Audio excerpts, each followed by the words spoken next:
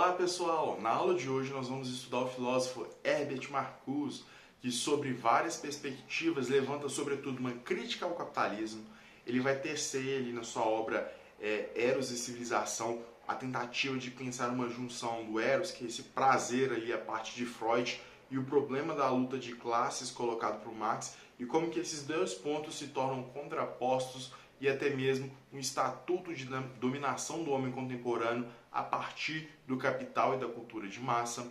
Observaremos também como que esse capitalismo conflui cada vez mais para essa unificação de um homem que perde o seu poder de pensar criticamente e é dominado a todo tempo pelo sistema.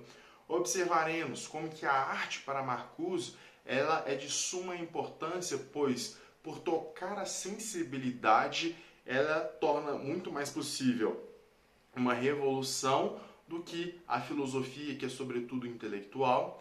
E por fim nós vamos ver como que o Marcuse ele alicerça a ideia de que filosofia está vinculada com prática. As duas andam de mão dadas rumo à transformação e à revolução social. De antemão, vamos compreender um pouquinho da biografia. Quem foi Herbert Marcuse? Ele é alemão, de família judia. Ele vai estudar literatura e filosofia em Berlim e em Freiburg. Trabalha por certo período como vendedor de livros até iniciar o seu doutorado, no qual pesquisará Hegel e será orientado por Heidegger. Entretanto, não é autorizado pelo regime nazista a finalizar sua pesquisa. Ele passará a trabalhar em Frankfurt, no Instituto de Pesquisa Social, que é o famoso aqui da teoria crítica, que nós temos como fundadores Adorno e Horkheimer. Então, Herbert Marcuse é lido como um desses expoentes da teoria crítica da escola de Frankfurt, tá certo?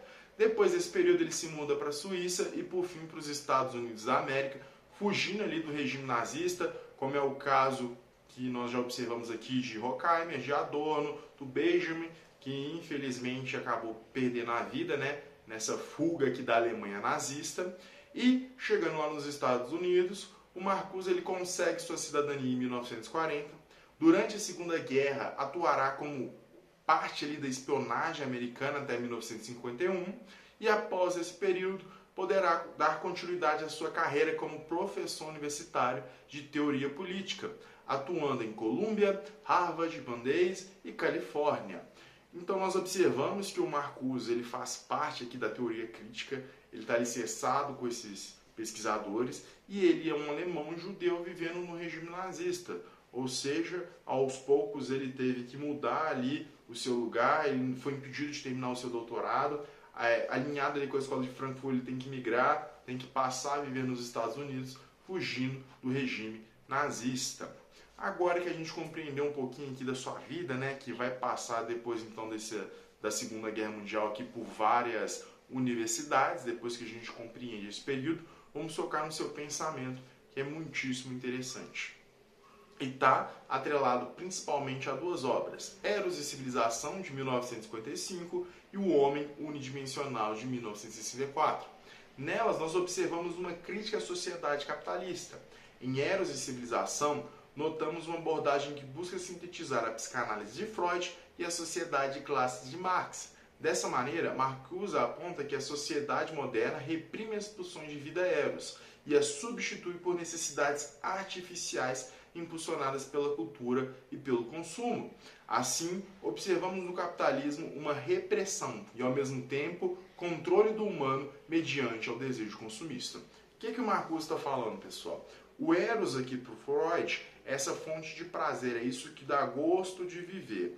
E a luta de classes do Marx é que em uma sociedade a gente é dividido numa pá de classes e a gente tem os donos do meio de produção e a classe trabalhadora que deve trabalhar.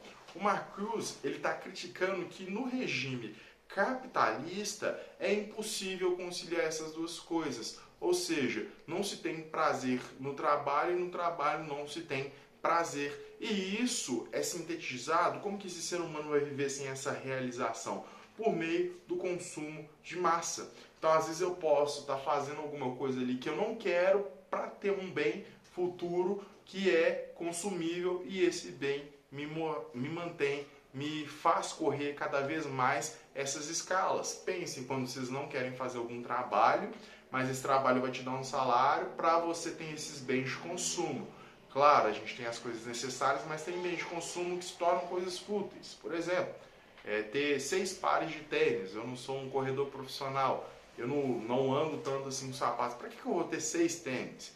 Isso é uma forma, uma explicação, um exemplo que eu estou dando aqui para vocês de compreender como que esse capitalismo controla a gente. Às vezes eu não quero acordar às 6 horas da manhã para ir para o meu trabalho, não vejo muita realização no meu trabalho, porém, esse consumo, esse prazer que o consumo me dá, faz com que eu continue dessa maneira e assim esse desejo consumista controla o ser humano no mundo contemporâneo. Olha que interessante essa reflexão aqui do Marcuse.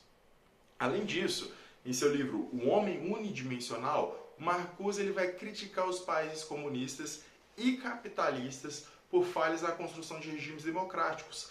Além disso, ele faz uma análise das sociedades altamente industrializadas e como elas formam falsas necessidades, integrando o indivíduo ao sistema de consumo e produção.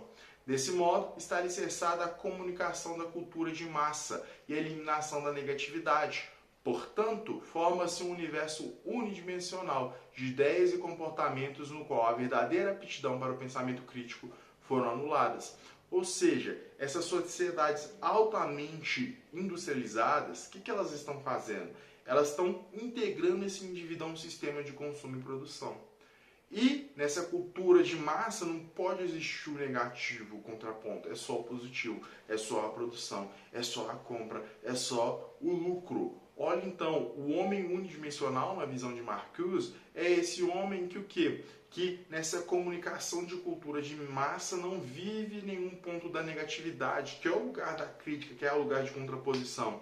O que se tem é o quê? É um homem integrado a essa necessidade de consumo e produção, e isso sustenta. Olha como é que essa tese aqui do homem unidimensional tem um pezinho lá no Eros e Civilização. Olha o que está se tornando esse homem contemporâneo, se não um mero mecanismo de consumo e produção de uma sociedade capitalista.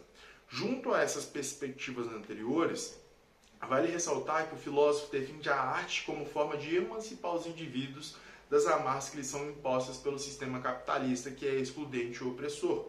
Dessa maneira, a arte, mais do que a filosofia, pode mudar a ordem do sensível e assim combater o fascismo.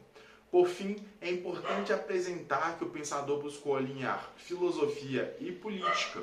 Foi considerado por muitos um dos mestres do movimento estudantil de maio de 1968. Protestava contra a guerra do Vietnã e escreveu uma carta aberta contra a prisão de Angela Davis. Portanto, observamos uma filosofia prática em seu pensamento. A filosofia, em sua visão, deve estar junto dos movimentos sociais e transformar a realidade. Então notamos que a arte é emancipadora porque toca a sensibilidade e que devemos transformar a realidade.